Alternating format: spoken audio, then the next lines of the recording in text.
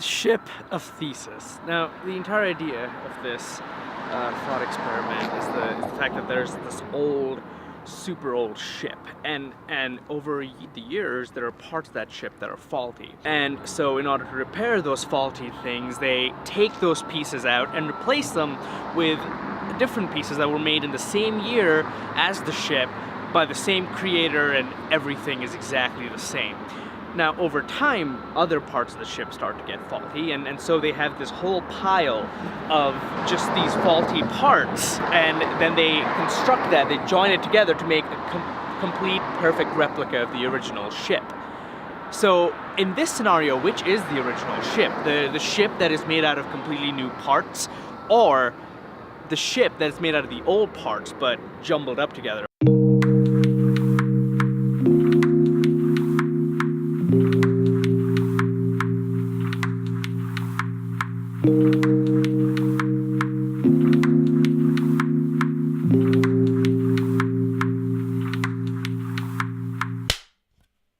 Cool. Okay, so I decided to sit down and try and do this little shindig so that it looks a little good. But why bring up that stupid freaking ship? Well, here's the thing. That ship exists, and it exists in the form of a human body, because all the cells in you right now are not the cells you were born with. Those cells have died and deteriorated over time, and new cells have come by that have replaced basically your old cells, but one at a time. So can you truly say that biologically the person that you are today is the same person as you were when you were born?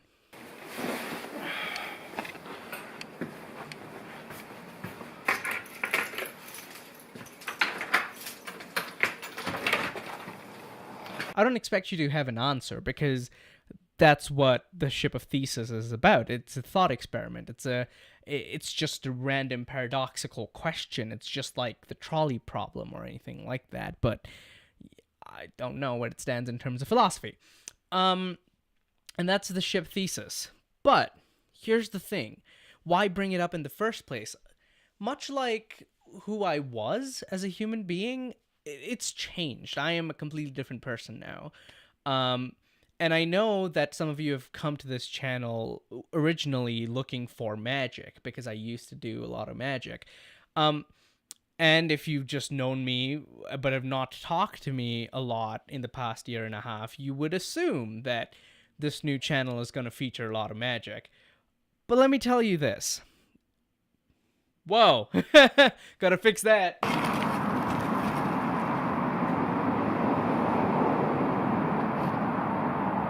The past behind magic and creating magic were the two things that I loved most about it. I did not like performing magic, because most of the magic that I would perform wouldn't be magic that I've created. And someone's emailing me. I have to take a look at it.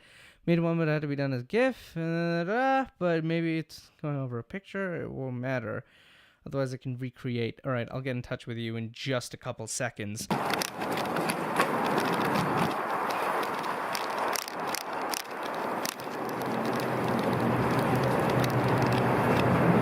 And so I apologize if you've come for more magic, because I've stopped doing it because it didn't make me happy anymore. But I do film now. Inventing magic gave me an opportunity to create, to invent, to fill this insatiable need to just create. In fact, when I was in grade 8, one of my English teachers wanted us to write an essay about what we want to be when we grow up. My essay was about how I want to be an inventor, because I've always wanted to create. I've always had this urge to just get at something and just invent more things. And film lets me do that, because film lets me create things and it lets me speak my mind, which I think is fantastic.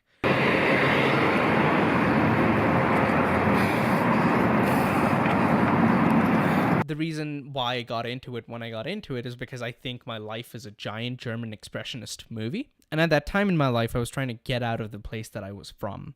I was trying to get out of the social and the society that I was in, only because I felt devalued as a human being, and I didn't feel like there was any merit to what I did. and I wanted to be able to reach a point where I could just create for a living, which I haven't yet, but I'm heading there slowly.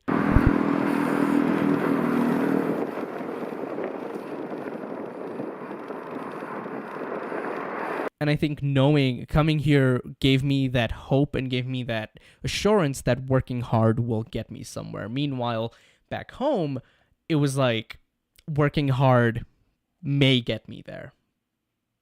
So it was like and that's why I think I was into magic at the time, because it gave me hope. It taught me that the impossible can be possible.